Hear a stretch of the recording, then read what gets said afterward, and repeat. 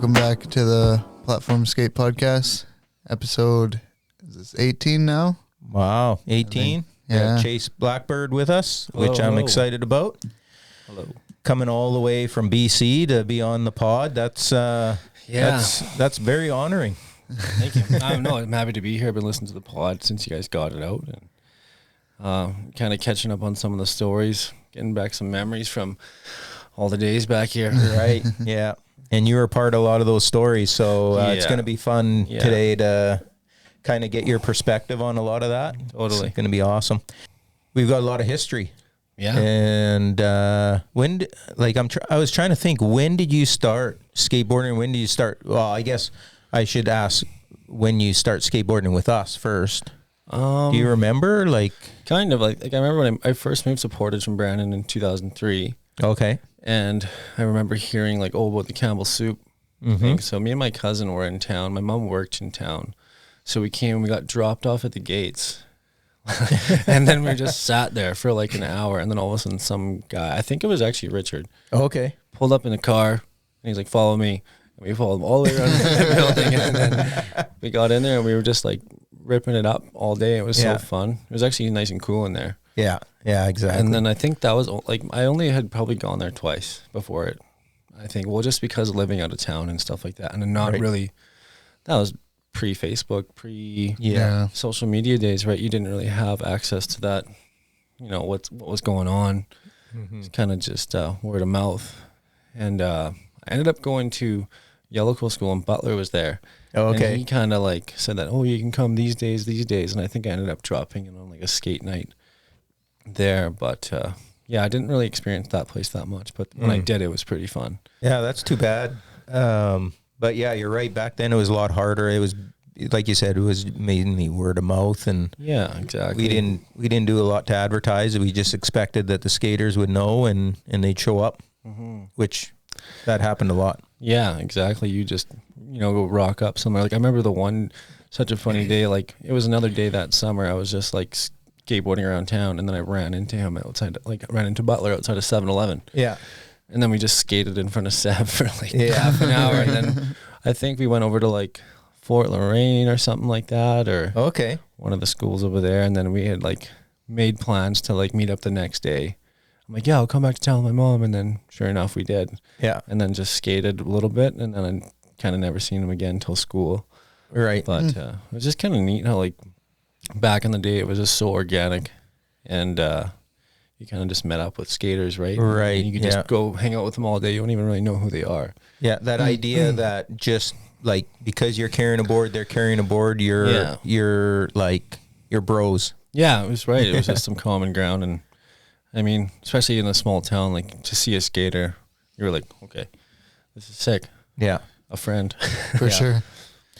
Yeah. So obviously, when you came into town, you already were skating, so you must have had a place where you started outside of town then. Yeah, so I grew up in Brandon, and I kind of got into skateboarding at the Tony Hawk games. Oh, yes. And then my first board I remember getting from 76 was nice. Tony Hawk Falcon 3 board. Oh, wow. So got that, and I used to skate in my basement in the wintertime, and then we used to have the old red park that was down by the river. Oh, those metal ramps. Yeah.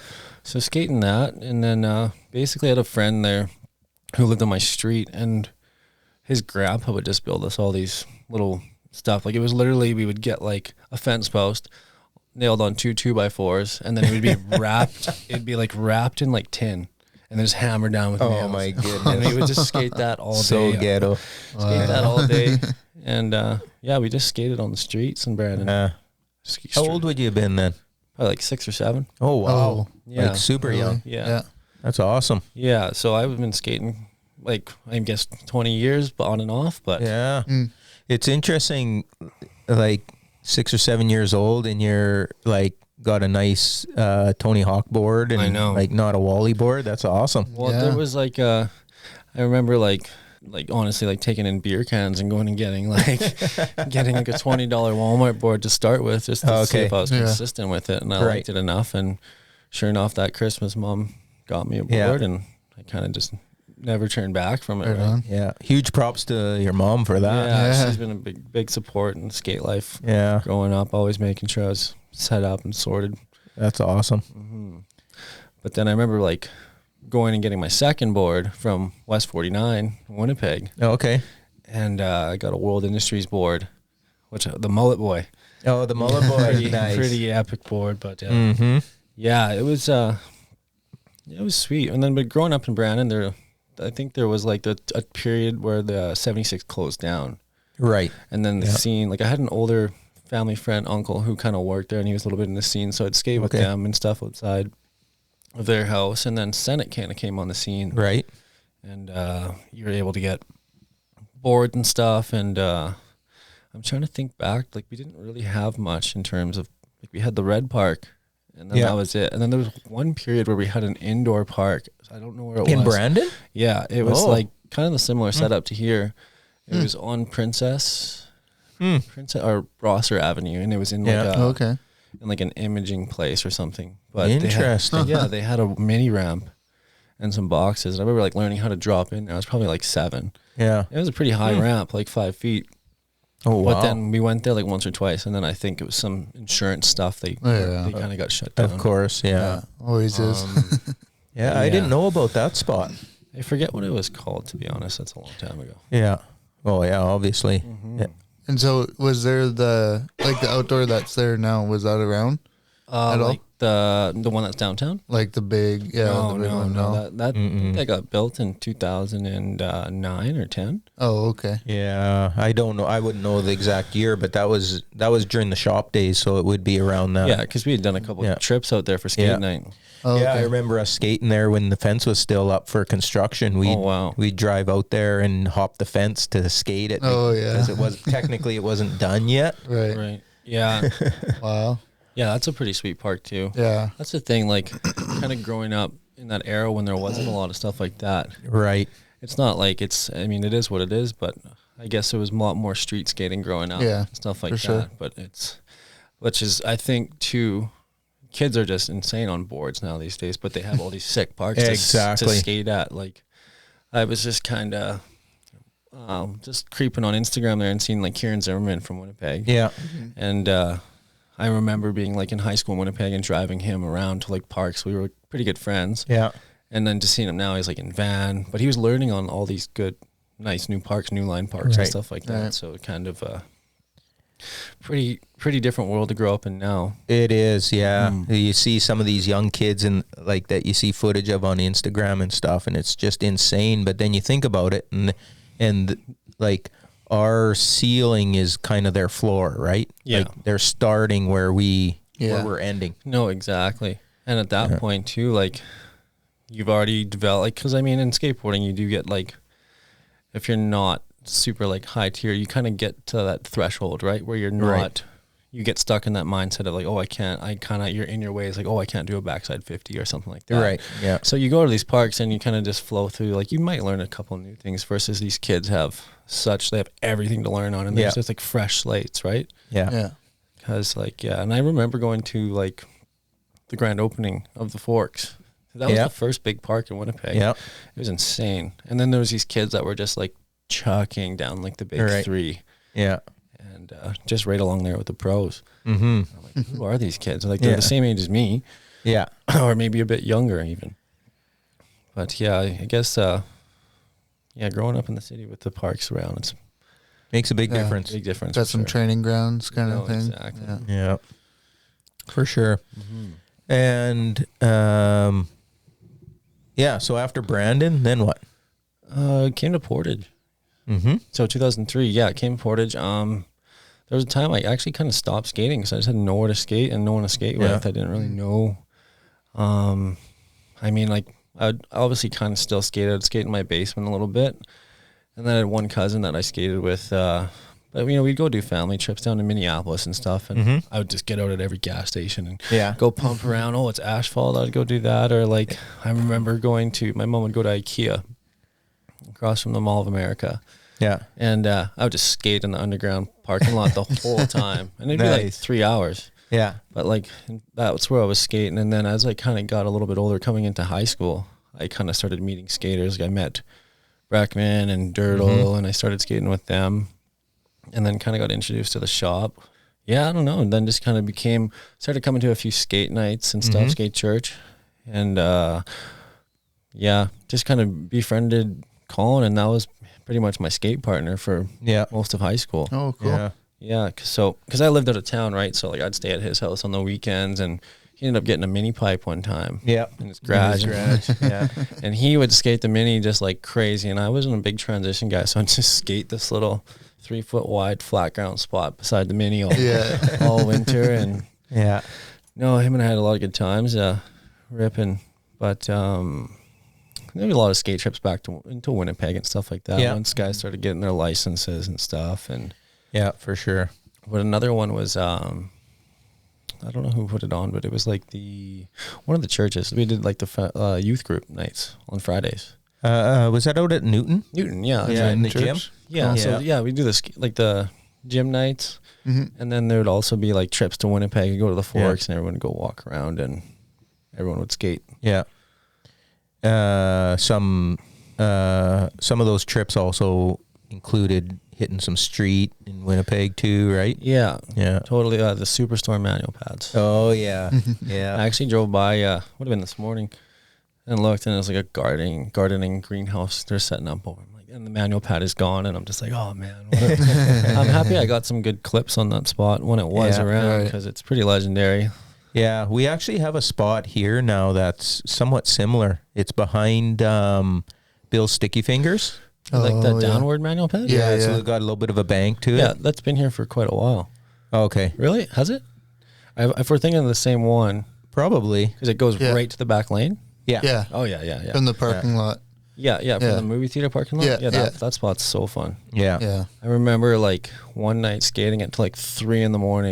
with like Colin Philippo or something. And I was trying to get kickflip Manny, and I finally got it. I'm like, okay, let's go home. Let's go to bed. I finally got it. But yeah, that's like the manual pads is pretty much it's kind of a bread and butter. Yeah. I think about when, like, on a lot of those trips, and we never found you in the transition part of the park. No, flat ground. Yeah, the flat ground guy. Flat ground, up gaps. Yeah, I remember you working. I can't remember which park it is, but I remember on one of those trips that we did out west, and you were working on, like, I think it was like a 3 flip up an up gap, and you were like on it like the whole day or whatever, trying to get that trip. It was just like an up. I think I remember that. I can't remember exactly where it was. Was that like Edmonton? Oh yeah, it could be Edmonton. It was Edmonton, I think, because it was like a little manual pad and like a 2-stair, then the up. Yeah, there's some pretty cool pictures, I think, from that. Yeah, me and Devin were doing it, but yeah, like all day. Yeah, you're just like trying to get that thing, just putting the work in. Yeah, I really enjoyed all that, like technical stuff and just flip tricks, manuals. I wasn't really too big on like grinds or anything, but I kind of had my lane and was kind of known for that. Right. Yeah. And it's still that way. Like I was at the park the other day, just hitting the box, and it was fun. But Yeah. Considering you said you went to Skate Park West. Yeah. Which is like a lot of transitions. Yeah, so there's just like the small street spot. Well, yeah. Backstory on that is like I went to Sturgeon Heights in grade 11 in Winnipeg, so that's right there. I lived in the neighborhood, so that was kind of my home park, and that's like, so that's kind of when my skating kind of, like I was okay through high school in Portage, but there still wasn't that many options to skate. Yeah. But when I moved to Winnipeg, that's when I went like full on skating every day. Like I lived at the park, and so that was kind of like the paying homage, going back to the other day and skating it, and so, but I spent a lot of time there, and that park would have been pretty new back then. Yeah, right? That was 2009. Grade 11. That was 2009, I think so. Yeah. But yeah, no, that was a sweet park. Commendo was also pretty close. Yeah. But Skate Park West was a lot less busy, and there was mostly like BMXers on the transition, and then skater guys on the flat ground stuff there. So. And it was mostly just kind of a social thing too, right? Because everyone would just come and hang out and skate. And yeah, because your school would have been right there, right? Yeah, and then I lived. Well, there was like, I think it's called Sturgeon Road. Yeah. How it loops around. Like I lived on Sturgeon Road. Oh, on okay. the other side. So I'd literally just skate the path to the skate park. Yeah. Cool. I think I actually had my license then too. At that point, I had a car, so I was able to drive around, that opens up another world too once you have a vehicle. Yeah. Able to hit parks all over the place. Oh, yeah. Yeah, it's life-changing. I always feel like two things happen at that point for most guys. At least this is my experience, like being around guys growing up skateboarding for so many years. Two things happen. Either now you have this transportation, now you're getting to the parks and you're like all in, or it's like, no, I'm into cars now and I'm just going to go cruising and I'm not skating anymore. Yeah. I think, that definitely does happen. Or you can do both. Yeah. A little bit. I think I was into the little Hondas. Yeah. Throw a little fart can on there and ripping around. But no, it totally. Yeah. And you had a crew that were all kind of like that as well. Yeah, exactly. But yeah, I found that that's just such I saw too many kids. They get a car and then you just like, what happened to them? They disappear. Yeah. Well, and then it kind of opens up that social life too. For like, you're able to go see your friends and say, it's like cuts down a lot of time and getting point A to point B. It's just another level of freedom, I think. Too, yeah, exactly. At that age. Yeah. Yeah, for sure. Yeah. And I always appreciated when I saw the guys that, that they were going to stick it out because they got their car and they were using it to go skate. Oh, yeah. For sure. And you knew that those are the guys that are gonna be around still. They're not gonna disappear. Mm-hmm. Yeah. Well, it's always nice too because like I think there was like Matthew Wilson and like Colin, like they got their licenses a year late or earlier than I did. So, but they were sweet because they would bring us kids that didn't have licenses or cars to the parks and chip gas and we'd go in and that'd be nice. So funny, like back in those days, everyone had like part-time jobs, but you'd literally go to Winnipeg, you'd like $10. Yeah. 5 for gas and 5 for some like Hamilton pizza on the way out. And can drink and a piece of pizza. And then it was like, that was simple times. Yeah. Super good. Yeah, for sure. Yeah, a lot of fun, just Winnipeg trips, even just after school. Yeah. Mm-hmm. Oh, yeah. And it was saving grace for a lot of you guys because there's just not a lot here. And so to be able to go, like, have that transportation and whip in and hit some real street. Yeah, exactly. And I mean, especially when you don't really play any sports or anything like that, because sports are pretty big in this town. Yeah. And skating was kind of like an outsider sport, so to speak, I guess. And it's nice to have that community. Everyone was really close back in the day. Yeah, for sure. Like we had our pretty decent crew. Guys that were like 1992, 93, 94. Like me, Dylan, Colin, like all that era. Yeah, that's right. Guys, yeah. We all stuck pretty close. And then, I mean, just as everyone gets older and starts working and stuff like that, moves around and you kind of lose touch. But, I mean, it's going to be nice one day, probably meet up with some boys and skate. But yeah, for sure. It's funny. Kevin Beauchamp was talking about how it'd be so much fun to have so for his era, having all those guys on, and same thing with your era, right? Like have everyone on together, and it'd be interesting what comes out with. Well, yeah, even have like a couple guests, at the same time, and just kind of talk about because I mean, you can remember that much more stuff sometimes, exactly, right? So yeah, we'll have to do that sometime for sure. But for now, we got you, and that's good. Oh, I'm happy to be here. I was like, I gotta get on when I come back. There's a lot of this because it was like triggering me to hear some of these stories. I'm like, man, I want to add to that. Mm-hmm. Yeah, that's awesome. Yeah, no, but I guess, I mean, for trips, I guess we had a couple trips. More than a couple. Yeah, so I guess the first one that I remember was I think I was just hanging out at the shop one day and I wasn't having like too big of a summer, and then you're like, oh, we're doing a Calgary trip. Yeah. And I just ran outside of my mom. I'm like, hey, these guys are going to Calgary. Like in 2 days, can I go? And she's like, yeah, sure. Just get rid of me. I did not realize it happened like that. Oh, that's amazing. It was on the spot. It was literally, she was outside the shop and then I was going home. Yeah. I'm like, they're going. And then she just stops. And then we literally just paid for it right there. Nice. And wow. I think just, get rid of me for the week, but yeah. Yeah, so then we went out. I think we went out to Edmonton, but so first stop was Saskatoon. Yeah. Right? Yep. Yeah, Saskatoon. That park was sweet. Mm-hmm. And then we went to Edmonton. Yeah, so that was where Rhett like climbed that big statue. That was downtown Edmonton. Downtown Edmonton, yeah. Ollied like that huge like 10 set or something. Yeah. In the dark. Yeah. Yeah, and then Edmonton down to Airdrie. That was a fun park. And Airdrie was just brand new then. Yeah, it was just dirt all around it. Yeah. They had just brought the fence down, I think, and so it was brand new. They had like some kind of weird like bowl. Or not bowl, like a mani pad, but it was like that dish. Like a dish. Yeah, it was pretty neat. But then you could also like hit it from the side, grind it and everything, and that was sweet. And even actually a lot of fun at the Cochrane Park. I think that might be where that up gap was you're thinking of. That's where it was. Cochrane has the up gap. Yeah, that's where it was. Yeah, that was a fun day. It was like super cold and windy. It was there, yeah. But I remember that trip. Clint kind of talked about it, but I forgot all my shirts. That's why I had a white T-shirt on every day because we have to go to. I was gonna bring up the white T-shirts. Yeah, so I had to like go to Walmart and just buy 3 packs and just have a new one every day. Yeah, I think too because like Brandon Beeble was doing that at the time, so that's right. I was like, oh yeah, this is sweet. Yeah. Oh yeah, I remember in the van like you talking about it, like you picked up all these shirts from Walmart and you're just like, oh yeah, white tees. Yeah, the white you're tees. You're just so hyped on.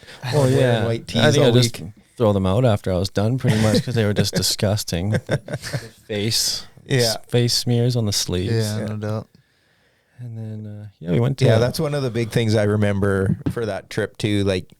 Was it Clint that brought that up? Yeah, I think so. Just the white tees. That was so funny. Yeah, I was. Was that the? How did we do Calgary? Was that when we were like we'd like go to Millennium at like 3 a.m. or something? I think we did it in like the late evening. Oh yeah. But and then skating street there, like. Yeah, honestly, I don't really recall Calgary that well. I just remember being at Millennial. Yeah. And. Not really being able to do much. Yeah, it's so big there. But just kind of pumping around, just having fun, and just more or less. So I think we were spectating. Yeah, guys like just in the big bowl there. Yeah. But, was that also the year that somebody brought in a little dirt bike into the big? I'm not sure. That'd be interesting. One year when we were there, this dude. It was like, I don't know, like 1 o'clock in the morning. And this dude brings in this little trail bike or dirt bike or something. Like a little pit bike or something. Yeah. Oh, yeah. And he's just tearing through the big, like, that where the full pipe is. Yeah, that's huge. Yeah. And he's just tearing around in there with it. It's just like, it was crazy. Wow. I think he wiped out a couple times. Oh, really? Yeah. It was pretty nuts. Yeah. And then I think, where do we go next? Medicine Hat. Yeah. That was pretty ghetto park. Medicine Hat was ghetto. They've added on since then, but back then it was really ghetto. Yeah. It wasn't. I remember like, what did it even have? It just like had like some flat bars. There, it had that one handrail that I remember seeing footage of Kevin hitting it, and there was some manual pads and right. Yeah. But then we stopped in Regina on the way home, and that was super fun. You must have liked. Didn't we do Swift Current? Because that would have been your style of park. I think. Oh yeah, Swift Current. That was another good park. Yeah, similar to Regina, I think. Yeah, definitely. Because it had like a nice little hip, like what you guys got kind of there. In the shop. Yeah, and in that was I think the first year that the Regina Park that we made it to the Regina Park, and that was so much fun. It just had opened, I think, a few years prior. Yeah, because that was like it was kind of like a sweep of like Western Canada where New Line was starting to pump out all these parks. Like so I don't know if New Line did Commenda. Did they? Yeah. Oh yeah. So then like that was maybe like a year after the Forks, 2-3 years after. Mm-hmm. And so it was just like all these new parks across Western Canada to go skate. Like New Line did the one in that we went to in Edmonton as well. Yeah. So, and they actually that was Callingwood, I think it was Callingwood. Called. Yeah, it was crazy and made for such a great trip because we could skate like every day. Like we'd get to Edmonton and back skating 1 or 2 parks every day. Mm-hmm. Well, yeah, because we went to that one park and then we went to that pretty ghetto spray painted park. Yeah, in Edmonton. Is that in yeah. Edmonton too? Yeah. Because we seen Dudley there. Yeah, yeah. He was living in Edmonton at that time. Right. That one is Castle Downs, I think it's called. Downs. That was a while ago. That was like 11 years ago. Yeah. It's crazy. Yeah, my memory's not as good as it. Not as photographic anymore, that's for sure. But then so that was a pretty fun trip. It's pretty cool. You just kind of, everyone just pumps each other up on the trip. Yeah. And you kind of get a little more sendy. Yeah. For sure. And we've been talking about just that idea too, where like you're in the van and everyone like is so stoked on skating that it's just like all eyes are glued, especially when we're in a town or a city, all eyes are glued to like looking for skate spots or whatever, and everyone's pointing them out. And as a driver, often I'd be driving, I'd see a spot coming up, I'm like, wait for it. Sure enough, oh, look at that, look at that. And everyone was seeing it. Yeah, you guys mentioned in some previous episodes about how you see the world differently, and definitely. Yeah. And I mean, it's pretty nuts how you can just see like a 2-set and it's just like someone just walking up that to go to the ATM, but then you could have so much fun with it. All day.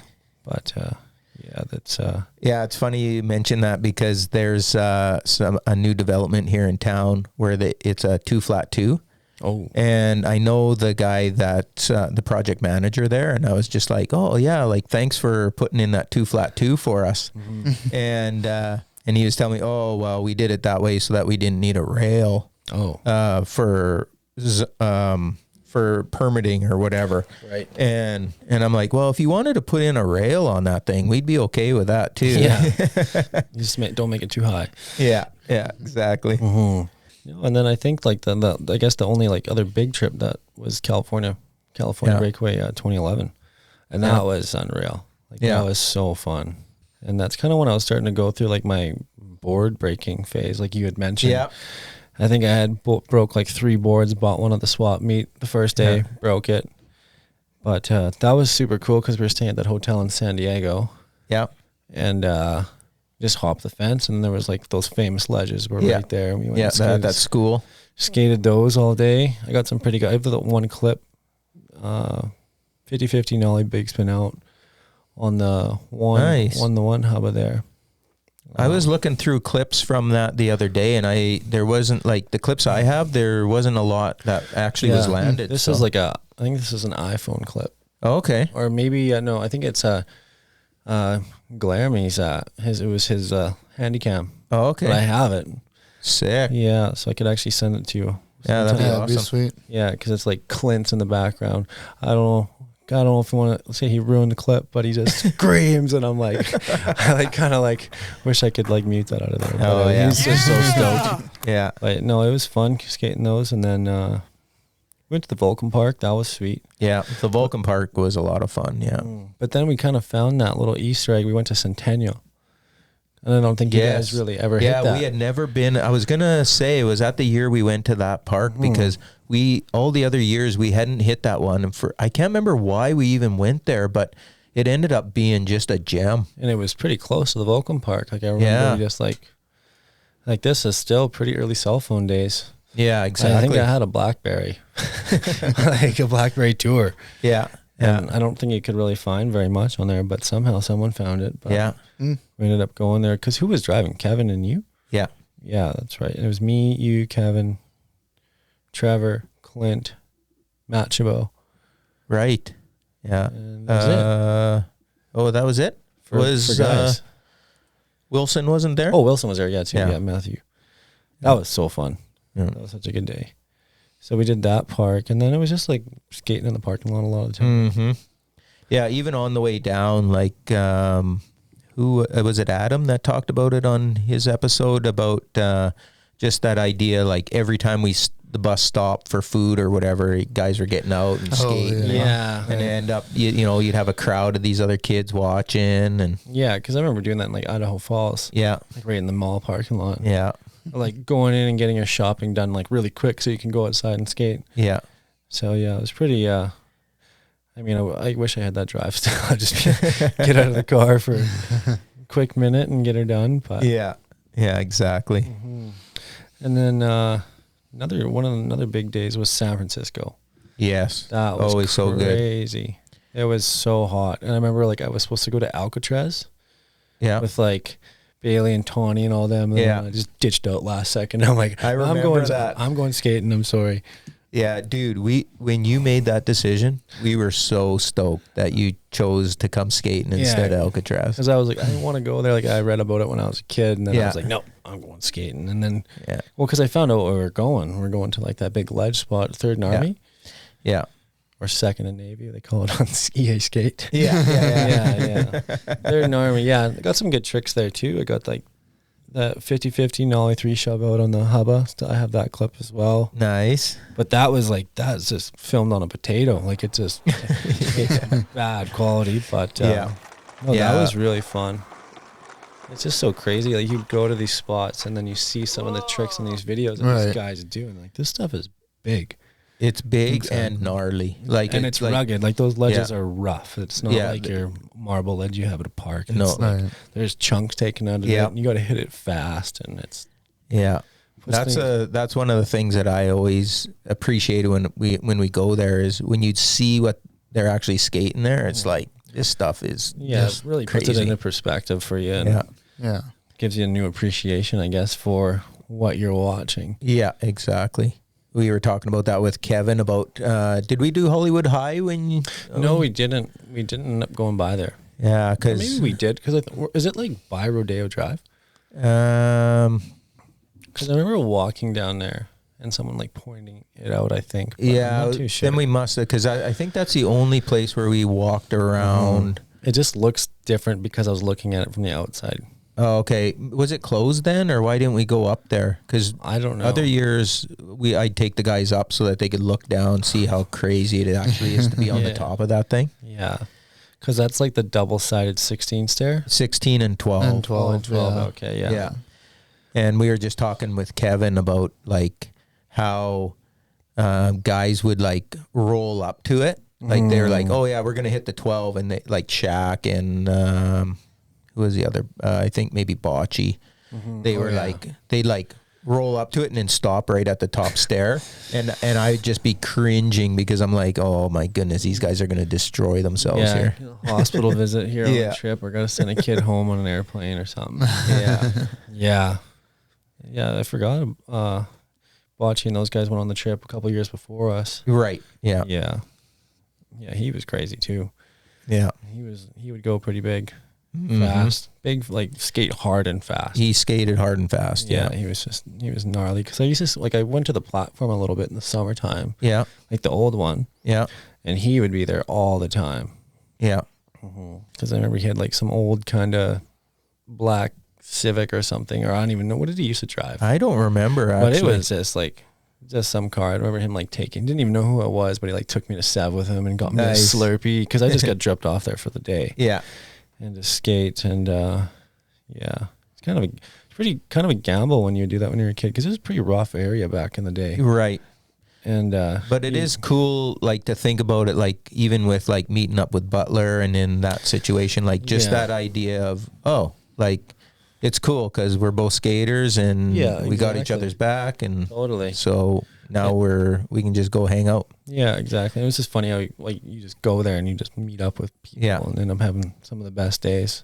Yeah, and it's interesting like how that whole idea is actually worldwide with skateboarders. Like when I've traveled the world now, it's like you show up at a spot with a skateboard and the other dudes are like, you are now their friends, and they like.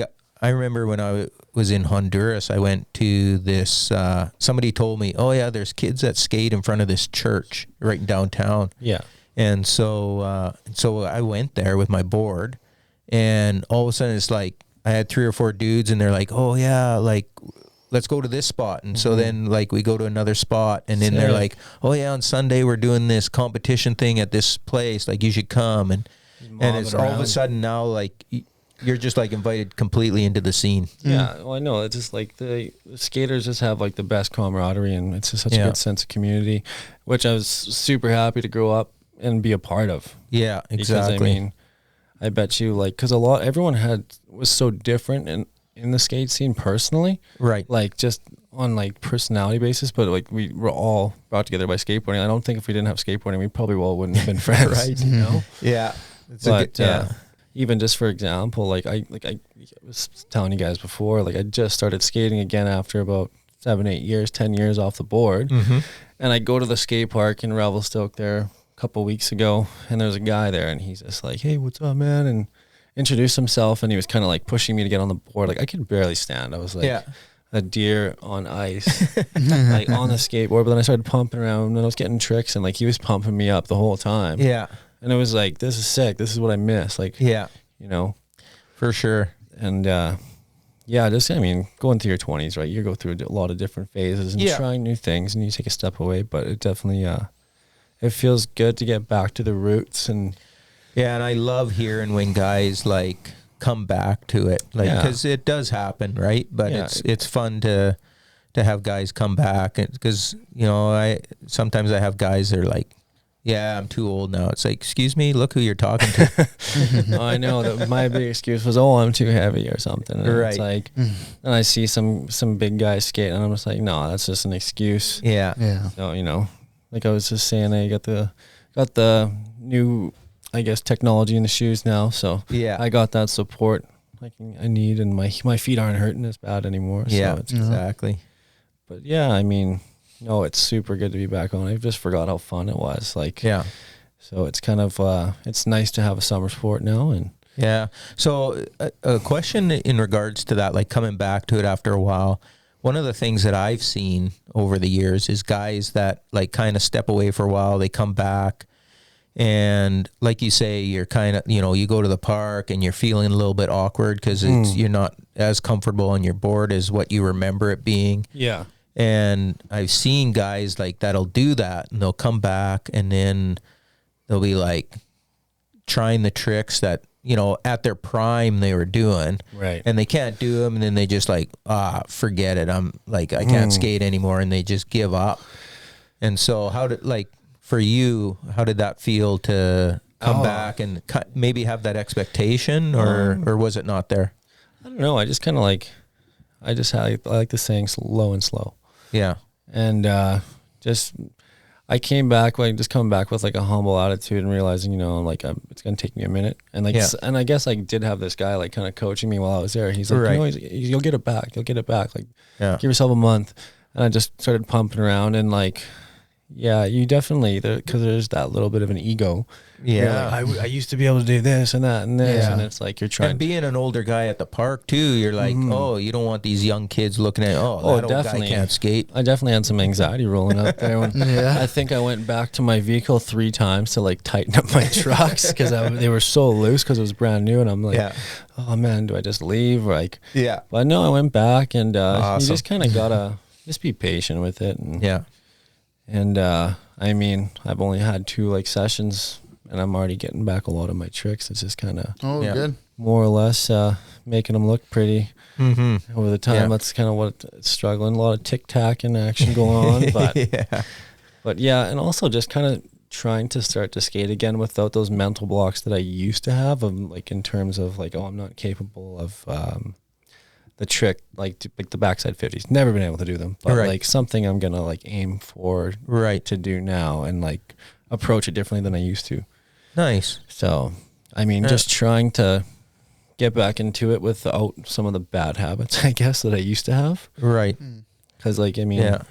And even, like, I guess, like, when you say that, I think about it, and, in reality, mentally, you should be, like, that much more mature where you can, like, process that a little bit better than when I you're think a kid, that's exactly what it is too. It's just like I'm kind of more open-minded now, a lot more grown up, where I'm like, I guess I'm more forgiving with myself. I'm just like, okay, like you don't have to be the best, but you can still learn. Yeah. You can still learn like new tricks. It's like, you don't got to put yourself in a box. Yeah, for sure. And it's okay to not be up to par. Like you haven't skated in 10 years. I mean, it's not just going to come back. It's not the way it works.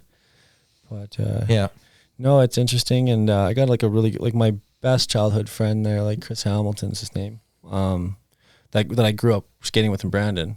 He lives in Revelstoke too. Oh, nice. Both work for CP out there, and so he got back into skating when he moved there 2017, and then now him and I like are starting to skate again this summer. We're kind of gonna have like, I wouldn't say a little crew, but that'll be my guy I usually skate with, right? So it's, and that's it. And it's like things have come full circle.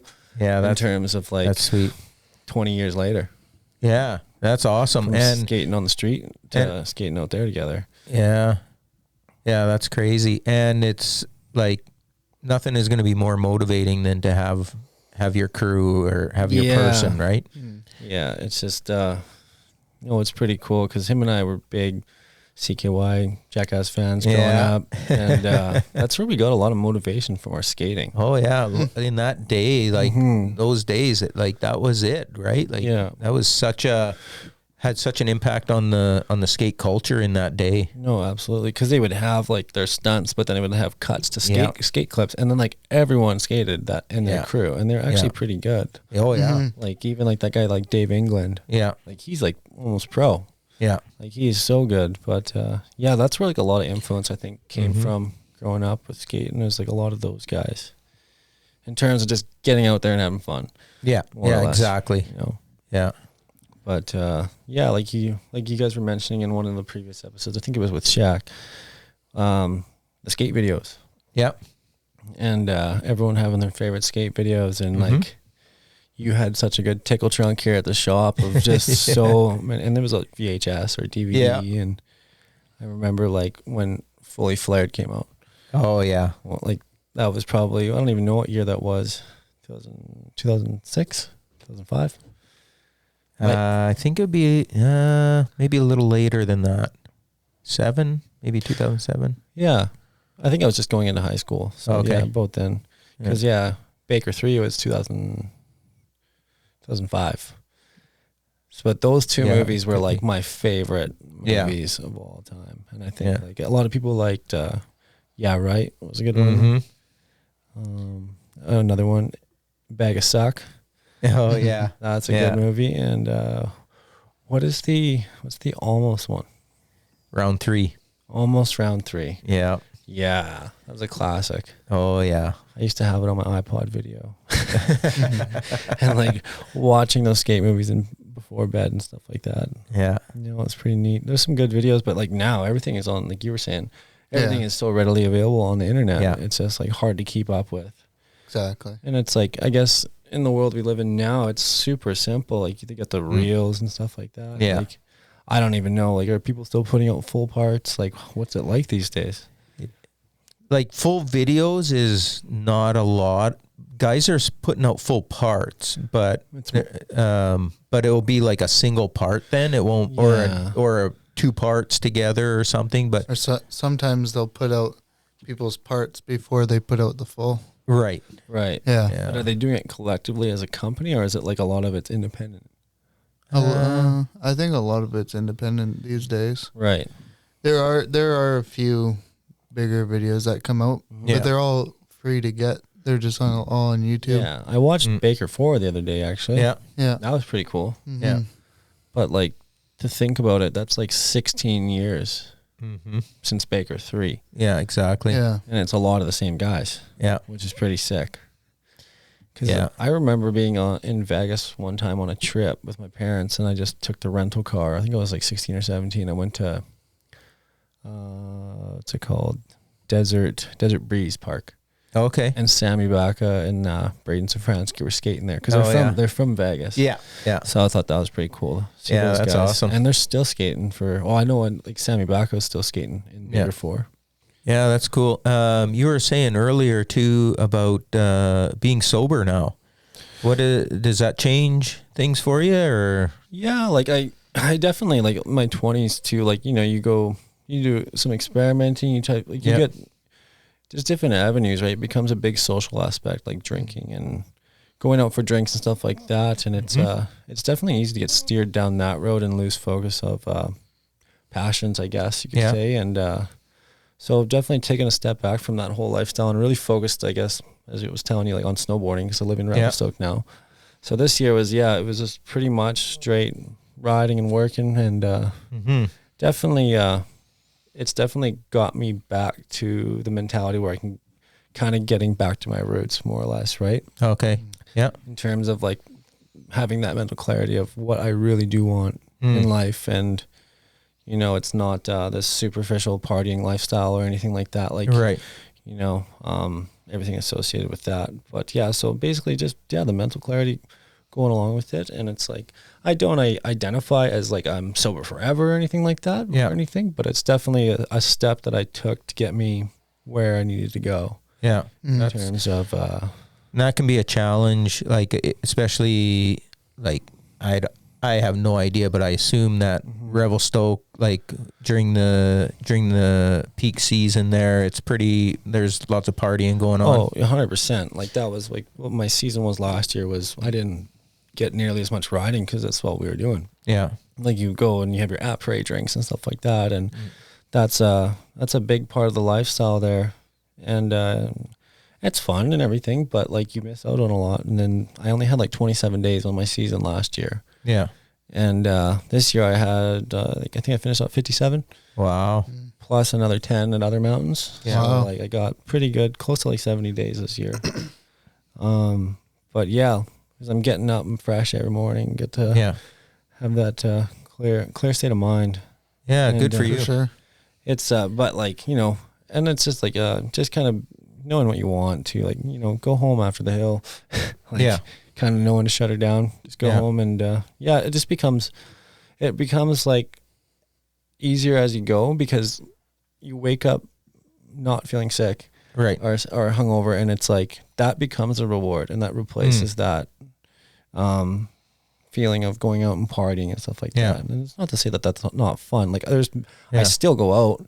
Right. And I just don't drink. Yeah. And like I still go in a lot of these social situations, but it does take a long time to get that strength. And there's still temptations there, and it's always going to be there. But it's more or less you kind of just gotta commit to it, and you know it's not supposed to be easy.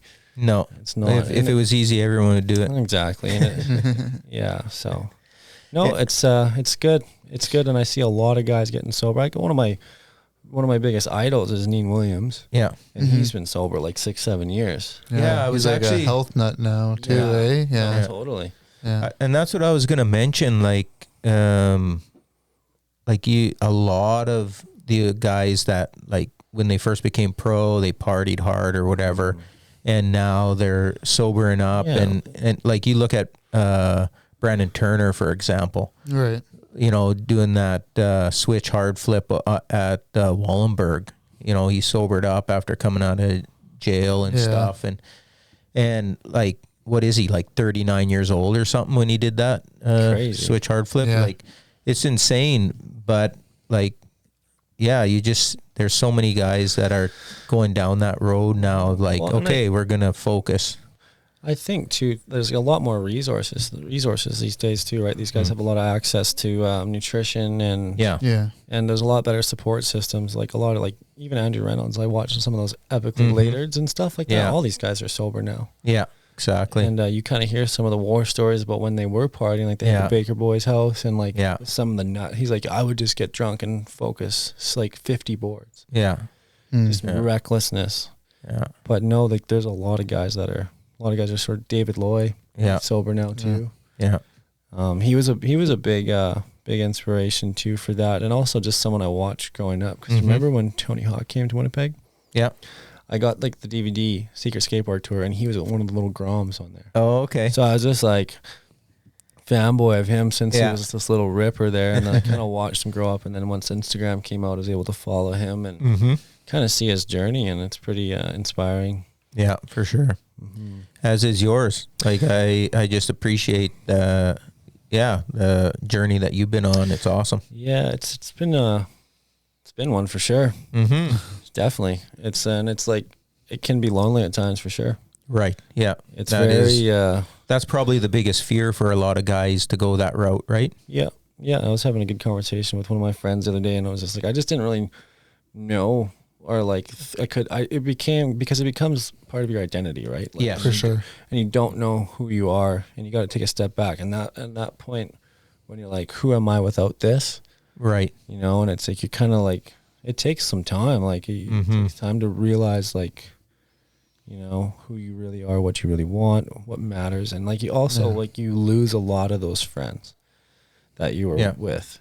and it's not to say they aren't good friends, but it's just like you take that one thing out of the equation and it's different for sure. It's different, yeah. Because like, I mean, and like, I'm still cool with a lot of these people. It's just I'm not directly involved anymore with a lot of them, and and it's just more or less too like recognizing what could happen if you guys do hang out, or it's just kind of like a recipe. Yeah. Yeah, for sure. You've kind of talked a little bit about the snowboarding. Talk a little bit more about that. Like what's like you're big into snowboarding now. Yeah. So I guess 2017 I moved out to Revelstoke. I transferred out with my work and did like half a season there and kind of fell in love with it. Learned how to ride a mountain, learned how to ride powder. Yeah. A little bit different than Holiday Mountain. No doubt. For sure. But yeah, and like at that time I was pretty young, still immature. It didn't work out for me at the time. I was like kind of homesick, wanted to come home, and then I moved back. But then last year I made the decision to fully go out there for it, and pretty much made it like my prime. I guess last year was kind of a big year in terms of like everything, because everything was pre-COVID times. Like so you still had the full scene, like you had like the après scene, drinking scene, all that stuff. So there was lots of riding, but like this year was my first year being like sober and riding and just really putting in a lot of effort, and I've had a lot of progression in my riding and stuff like that, and done some pretty crazy stuff. You have. I was gonna say, like, some of the stuff I've seen that you posted on Instagram is insane. Yeah, like the one shoot we did. Yeah. It was just like, just one morning someone's like, we're gonna go do this. I'm like, okay. I grabbed my avalanche beacon from work, and I was like, okay, I'm putting this on, grabbed all my Avi gear, and we went up and hiked over there to it. And it was so sketchy. Like it looked fine until we got up the chair, and then we have to hike sub peak. So it's above the chair. It's about, I don't know how many feet, I'm not going to guess, but like 500 feet maybe. I don't know, maybe not even that much, but it's a steep hike, about 20 minutes up, and then you got to like drop in, traverse this peak, hike up again, and then around this face. And then it was sketchy. Like it was, the clouds were like right in your face. You couldn't see anything, and you're like trying to like tap, and like it had rained up high about 3 days before, so there was maybe like 8 to 10 centimeters of fresh on this crust. So you're like stepping on it, and you would slide like it was crazy. So then we finally got, it's called Door 4. Okay. So, and it goes into the back side of the mountain, and so we carved it out, and then it's steep. It looks steep. Like and narrow. It was just like, and so we had to carve out the spot, and like he's like, okay, so he's like, you just gotta jump. So it was like a 12-foot drop into the run. So you basically just like he kind of just shimmy to the edge and then just pop into it, and I hit, and it was just crust, and I was like slide back and forth this way. So I get going, and I'm like, I'm carving, and I'm just like, I'm going so fast right now. And I try to stop, and then I kick out, and then I like little mini Abby, like a slough hit. You can kind of see it on the camera, but it was like the white balance was pretty crazy on there. So but a straight, like a layer just broke out from under me, and I slid with it, and then I cut to the side and just let it go. But the guy before me, Bambino is his name, he's this Chilean dude, he got same thing, but he got buried a little bit, and he almost had to pull his airbag, and it's insane. Just a bad call going out, but it was a good learning experience. Like we got pretty lucky. Like, I mean, it wasn't it was because he was at the bottom, right, and he got buried pretty good. Like I rode through that pile of slough that he went through, and it was like pretty thick, chunky stuff. But it was pretty sick. And then you're like looking up at it on like a clearer day. You're like, I rode down that. I don't know. Tell me that's the craziest thing you've done. Yeah, probably. For now, the footage looked just insane to me. It's like I had to watch it a few times because I was just like, this is crazy. It was like I had an adrenaline rush for like 2 hours after that. Imagine. I was just like buzzing. And no, it was pretty sweet, but that was shot with a GoPro helmet cam. Okay. But now I use a mouthpiece. Oh, okay. And that's the best. Like that's for like the best footage. I'm actually gonna try to use it on my skateboard and see how it looks. But I have a GoPro Session, so you can actually flip it. So it's like I guess it'd be like 16:9. Is that the aspect ratio? Instead of the 4 and 3 or whatever, or 16:9 is the wide way. But anyway, say it's flipped for like the Reels version. But yeah, because it's basically like it doesn't have that shake anymore. Like what you get from the helmet, like with a mouthpiece. So it's a mouth guard. You just put it in, and then it's just like an attachment here, and then it just sits on your chin. You just bite down on it. I don't know how I'd feel if I seen someone at the park with this thing hanging out of his mouth. Oh, I'll have to post some sound on clips. You can hear me breathing. The whole time.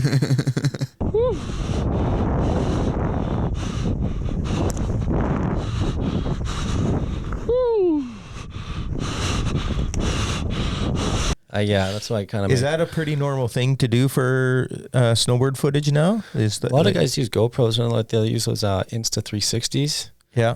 I guess I don't know if that's like a different company than GoPro, but they have the GoPro 360, so it's like camera on each side.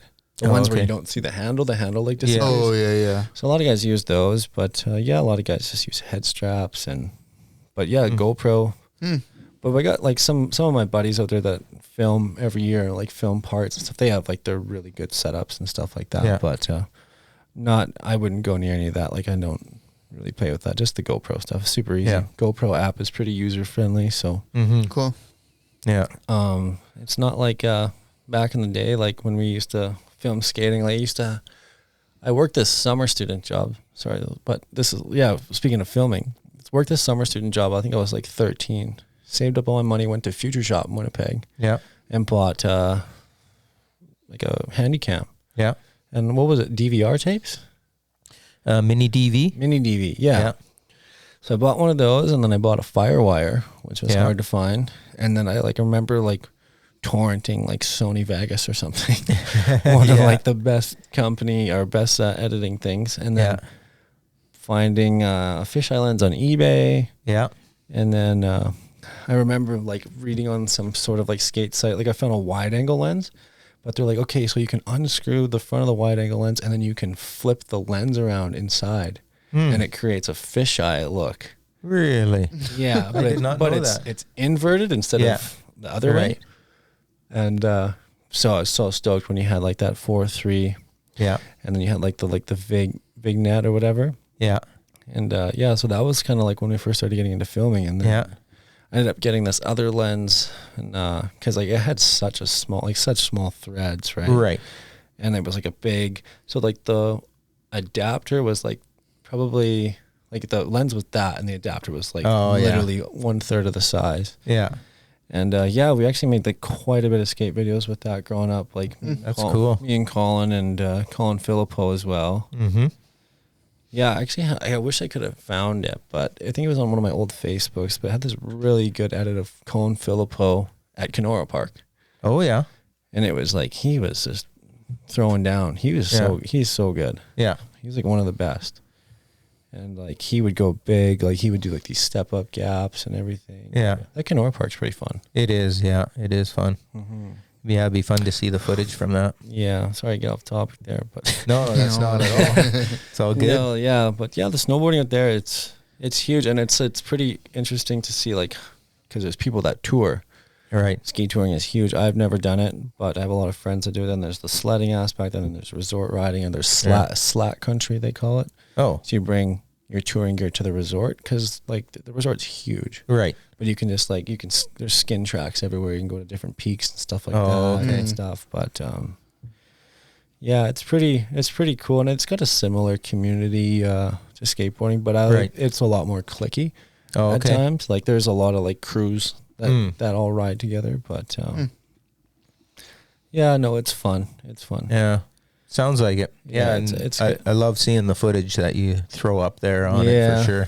Yeah, I always wonder, I'm like, oh, am I being too much? But I'm like, you know what? I love this. I don't really care. Like, it's my friends that know me well enough know this is something I wanted my whole life. So like, they can appreciate it for sure. Yeah, no, it's all good. Mm-hmm. The other thing I wanted to chat about was being Indigenous and a skateboarder. I'm just curious, like, what if there was an impact with that? Yeah. For you? Yeah, like we were saying there. So yeah, I grew up in Long Plain, which was when I moved to Portage, we moved to Long Plain. Yeah. So I guess they have a park now. That was kind of like after I had left there. But yeah, growing up as a indigenous skateboarder, I guess in quite in a little town like this was like, it was kind of like an outlet where I wasn't like I didn't have to worry about that really. You know? Like it was a sense of community where there wasn't like race wasn't involved or anything like that, because you know, you do experience a lot of racism in organized sports. And in skateboarding I just didn't have that. And especially too, like as I grew older, like there's like Red Riding Media. Yeah. And like a lot of those boys, like I know Waka, like kind of like I used to, but like I have them on Facebook and stuff like that. And those boys, I guess they have like a whole like First Nations crew that they all roll with, but I mean, they get on with everyone. Like it's not a big thing, but right. But yeah, no, that's what I liked about it most, because I mean, in a place like, I guess I did feel like I was a little bit segregated through organized sports like that. Like I did get treated differently, but then skateboarding, it was like a sense of community where like that was never a thing, right? Like it was, which was great. Yeah, that's awesome and I think that's why like I enjoyed it so much, because it was never a worry of mine. Whereas always in the back of my mind when I was playing sports and stuff like that, and you know, something that would actually happen quite a bit. Yeah. But it's like, and I mean, like, yeah, skateboarding in general, like there's every color of person skating, like, and they all have like, they all have different styles. Right. It's interesting how it goes. Like you see like a lot of these like Asian skaters, they're so sick, so light. It's flat. Yeah. Like Lem Viliman, I used to watch him. He was on Adidas, I think, and it's like one of my favorite skaters for style anyways. But no, I think it's a kind of like a colorless sport, I guess you could say, or I don't know how to put it, but race has never been an issue with skateboarding, I don't think. Yeah, and I'm glad to hear that's been your experience, because like now that I'm older and understand my white privilege and white supremacy and kind of the stuff that Indigenous people have to put up with in the community. I've often wondered like what it was like for the Indigenous skaters like yourself. Like I don't remember it being an issue, but I'm white, so I wouldn't have seen it anyways, right? I think like there would maybe be an issue where, say, like you'd be at the platform or something, and then we had a lot of like Indigenous gangs back in the day that would come around, and you know, it was like because growing up I had somewhat of an identity crisis. Okay, because I am half. Like my mom is white, my dad's Native, but I'm status. Like I've grown up First Nations like my whole life. But you know, I just didn't like that getting painted with the same brush. You know what I mean? And they made like, you know, like they would get this bad rap. Yeah. And they would be like, I kind of had an identity crisis. I didn't know who I was. Yeah. It's like I didn't want to identify as First Nations or something like that. No, like, oh no, I'm half or something like that. So there was that sort of, I guess, anxiety surrounding that growing up like that. Because, you know, they would come and it'd be like, it would be these like Indigenous gangs, whatever, like causing havoc. Yeah. You know, robbing kids and stuff at the skate park and beating kids up. And it's just like, it was like, it's kind of like a lot of shame sometimes. So that was something that I did deal with growing up. But in terms of it overall, it's kind of been an honor, because you don't really see, there's not a lot of Indigenous skaters. So it's pretty cool to kind of bring that to, and I think like a lot of my friends have learned a lot from me in terms of Indigenous issues and just like the culture and the humor. Yeah. You know, like like the humor and just like the jokes and stuff. And then, I mean, no, it's pretty sweet. It's been a good experience. It hasn't, I have nothing really too bad to say about it. Oh, that's good. I'm glad to hear that. And, it's one of those things, like I always feel like there are so many good Indigenous skaters out there. Yeah. Right. Like, and I've often thought like, it's almost like it's a natural, sport for Indigenous kids, because it like, they always like, they progress so fast. And yeah, I think it's just, it's like a way for them to express themselves, right? Right. Being, I guess, somewhat oppressed. Yeah. And not really having an avenue of expression.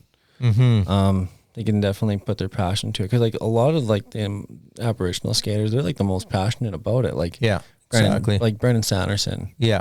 And like this other guy, Julian Hine, he's from Winnipeg. I remember skating with him at the Forks. Like these guys are just so happy. They're so good. Like so good. So good. And like, they're just more stoked on it than anyone. But I think I think too, a lot of people come from poverty and they face a lot of issues that we don't see. And I think that skateboarding is an outlet for them, maybe escape, if you will. Right. And maybe it's the idea that it's something that they can identify with, because in so many ways, like, they end up in the, like, kind of in the fringes of culture, and that's where skateboarding is. And so it's a good fit. Yeah, exactly. And it is a good identity, right? Because I mean, a lot of these urban situations, like where these guys grow up, they're faced with kind of like a crossroads, right? Like of kind of the street life, or, you know, some kind of saving grace like skateboarding or academics, you know, and it can go either way. But I think like I definitely see it how some of these guys attach to skateboarding, and then they just like go full on. But, would you see yourself as an inspiration for young Indigenous kids? Hopefully. I mean, I don't know. Like, I guess, I mean, just because, like, it's hard to say, because, like, I mean, I guess there is like some generational trauma that I've experienced in my life. But I mean, I've that's the big thing with getting sober, is, right? I want to break that cycle, right? And in terms of just kind of like, just following your dreams, I guess, as they say, like I'm literally doing what I always dreamt of doing. Like we talked about before, like we would be watching the snowboard videos in the shop, and I'm like, I'm gonna move out to Banff. That's the only place I knew.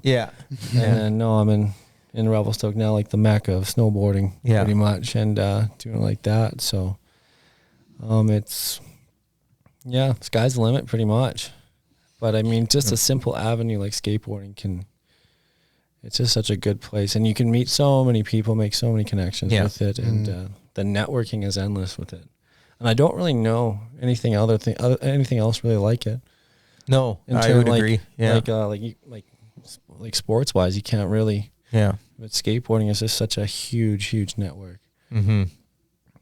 Yeah, like I said, it's even like it's crazy how it's worldwide, and and like I remember, like, even as a kid, I would like talk to like Wade Desarmo on Facebook and just shoot a message, just being like a little grum and hey man, like what's up? He would talk to me. Yeah. And it's just like, if you like, we're gonna like message a pro athlete, that wouldn't be a thing, you know? For sure. Yeah, no, it's neat, man. It feels good to be back. That's good. Yeah. And it's good to have you in too to talk about it. It's I think there's lots of guys that are going to be stoked to hear that. Yeah. No, there's a couple of guys I want to see on the show too, and I hope they get on. Oh yeah. Yeah. Who you wanting to see? I want Swatsky to come on here. Yeah. Well, you get him on here then. I've been bugging him. I'm going to his house tonight, so I'll get him on. I'll get him to go. Be funny to get Rhett on too. Yeah, Rhett definitely. We've got to get on here, but he's so far away right now. So. Yeah, I did a little trip out there and saw him in the summertime. It's pretty sweet. Did you do some surfing? No, we didn't. It was not the best conditions, but I think might go out there again this summer. Yeah, it'd be fun. He's been bugging me to come surf, but it'd be awesome to get out there. Enjoy himself quite a bit. Yeah. He's on. I'm snowboarding. He's surfing. So that's awesome. Anything else? What do we think?